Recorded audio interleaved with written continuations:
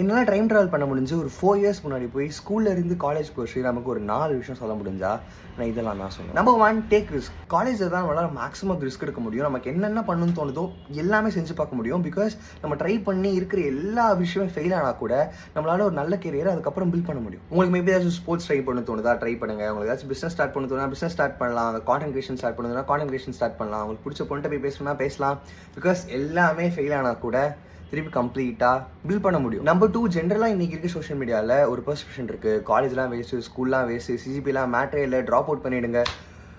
ஐ மீன் fuck, utter bullshit. இதெல்லாமே உச்சக்கட்ட ப்ரிவிலேஜில் உட்காந்து பேசுகிற அட்டர் புல்ஷிட்டான விஷயம். Only when you have a decent CGPA like maybe ஒரு 7, 7.5 வேலை கிடைக்கிறது விடுங்க, அவனோட பேசிக் ஆப்டிடியூட் ரவுண்டே நம்ம அட்டன் பண்ண விடுவான்.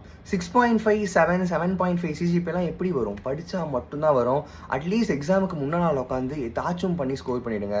Have a decent CGPA, be eligible for most of the companies and get a job. FFS. Number 3, learning the employable skills. எனக்கு தெரிஞ்ச ஆன் கேம்பஸ் நமக்கு வேலை கிடைக்கிறதுக்கு 4 முக்கியமான விஷயம் வேணும். Technical skills related to field of interest, communication, sales, அதுக்கப்புறம் luck நம்ம கையில் இல்லை. பட் மிச்சம் இருக்க 3 விஷயத்தையும் காலேஜ் முடிக்கிறதுக்குள்ள கண்டிப்பாக கற்றுக்கிட்டே ஆகும். Number 4, relationship. நீங்கள் இன்ஜினியரிங் எடுக்கிறீங்க அப்படின்னா உங்களுக்கு 4 இயர்ஸ் டைம் இருக்கும். அதில் first 2 years date a lot of people, maybe ஒரு 4 to 5 women. அதில் ஒரு women உங்களுக்கு ரொம்ப பிடிச்சிருக்கும். Just go and tell her that you like her.